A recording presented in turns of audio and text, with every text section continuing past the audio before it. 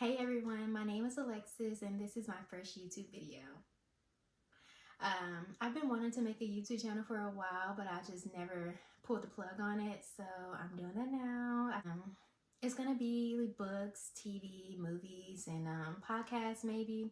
I also love to write, so it should be some of my poetry and maybe like original writings like essays as well. I have some notes here.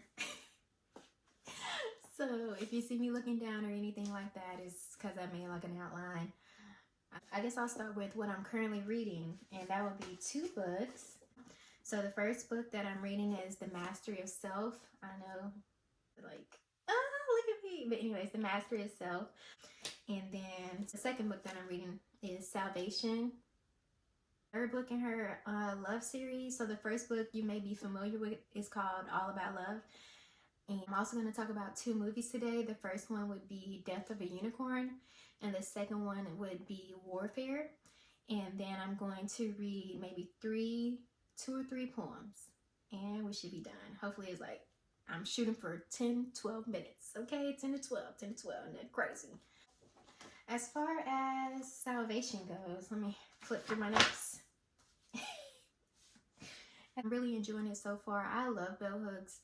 I think she is so vulnerable and straightforward, and all of her work is just easy to fall into. Now, you gotta think. You gotta think. She's a scholar, okay? But she's such a great writer. I'm just gonna do a little introduction of what this book is about.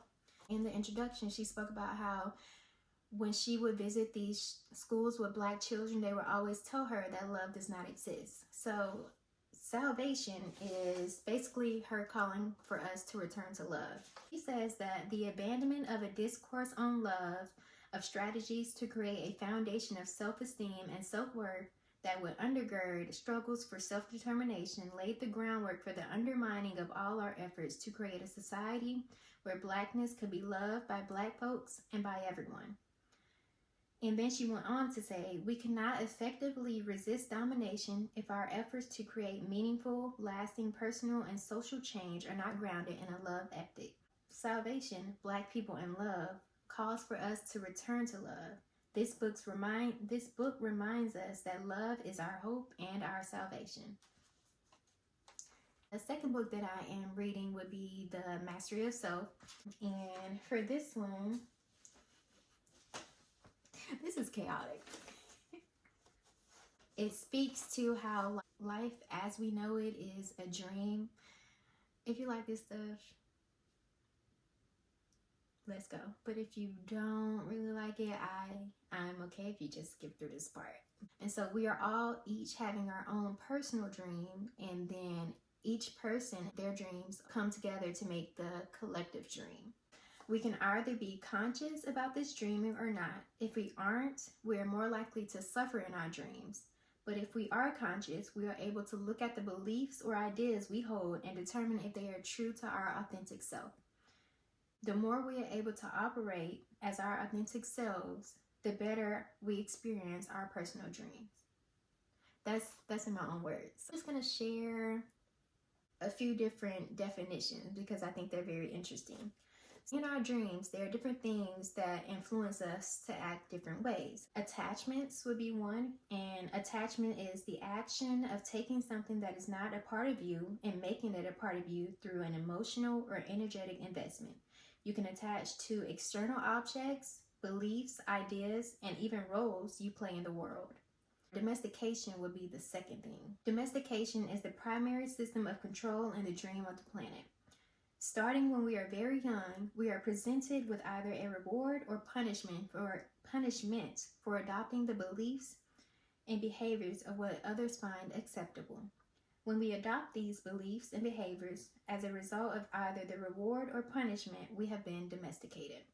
My favorite distinction in the book, or in the beginning of the book, is between conditional love and unconditional love. With conditional love, people have to do things you agree with. Conditional love, you punish people when they don't agree with you or with your demands, and the punishment is in the form of judgment, your judgment onto them.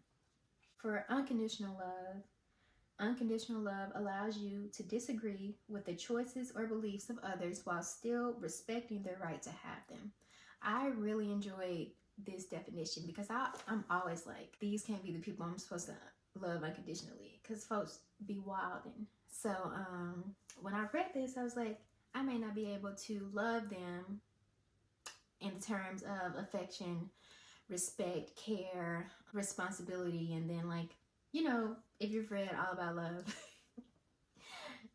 commitment to their spiritual growth, that kind of definition of love. But I can respect somebody's choices, because you can do that away from me.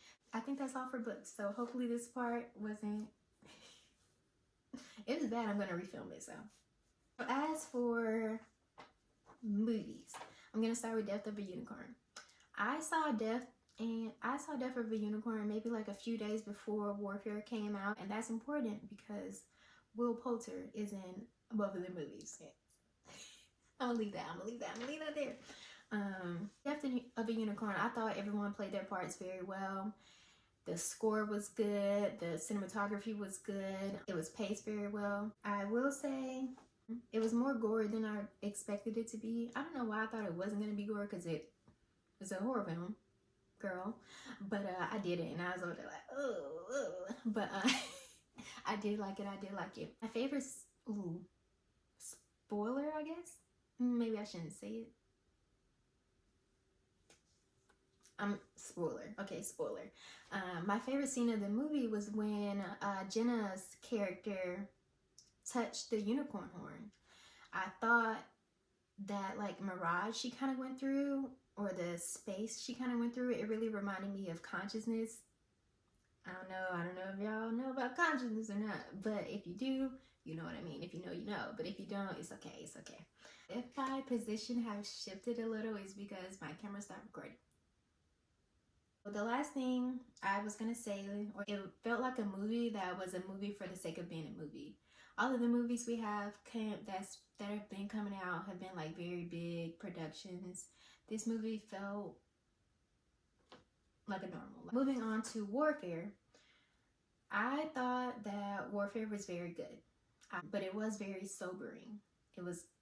You could tell what they were trying to do, and I think they did a good job. The time that lapsed in the movie, especially in the big scenes, or like the big life-altering kind of scenes, it just really opened my eyes to how much training they must do to navigate those situations, those very dangerous, life-threatening situations, in just these short amounts of time. Yeah, I also thought the acting was great. The movie didn't feel like propaganda to me, and I'll just say this because when I think about a movie like Pearl Harbor, there was romance, there was eagerness, like excitement and glory. This movie didn't have any of that. It's just very like real life. Before I saw Warfare, I read something in Comedian by Bell Hooks. She wrote something about how the feminism movement created space for men who wanted to be new men, quote unquote, who didn't want to subscribe to the patriarchal masculinity that already existed during that time. She said that the men that she went to school with, they didn't want to kill anyone, they didn't want to go to war, and they were certain that they didn't want to die. So when I was reading this, and then she also mentioned war movies and how they were pro-war, imperialist propaganda. I had never even thought about it like that. Like, it never occurred to me that people would not want to go to war, that they were sad about that. And when I read that, I was like, wow, I was kind of brainwashed. So I was interested to see how I would digest Warfare, having read that Bell Hooks chapter. Okay, the last thing I wanted to do was read some original poems. I have a very big internet crush on Will Poulter right now, so I'm going to read 3 crush-related poems that I wrote myself. I hope you enjoy. If you don't, okay. The first one goes, it's not enough to notice beauty. I want to acquire it, to possess it. I want to collect it like old porcelain dolls. I want to crawl into it and make it my home. I want to fuse with it and have us become one. And I want it to want me back, to adore me. I want it to possess me in the same. I want it to cling for me like a newborn child. I want it to exude for me like spirit. In short, I want beauty to be mine. The second one, I shouldn't do this to myself again. I know I shouldn't. but like a moth to a flame, here I am. I never had a choice. And even sadder, here is where I think I'll always be. Stuck in the fantasy, lost in the illusion, doomed to only ever think these sweet things about strangers, restricted to loves that only exist in my mind. I shouldn't do this. I know it's not healthy, but my life just wouldn't be complete without it. Which also means, I guess, my life wouldn't be complete without you, whoever you are this time. And the last poem, if I think back, I've always enjoyed having crushes. There's just something about stolen glances and secret admiration. It seems I have a new one after some time. He is the strong but silent type. An arm on my back to prevent collision, a nod to confirm the correct flow. No spoken words, but still I understand and obey. It's as easy as breathing. I wouldn't trust words in these moments anyway. I only trust the feelings. Alright, those are all the poems. I hope you enjoyed this. And I hope I don't regret putting those on the internet. This is the end of the video. Thank you so much for watching. I hope you liked it. Thank you.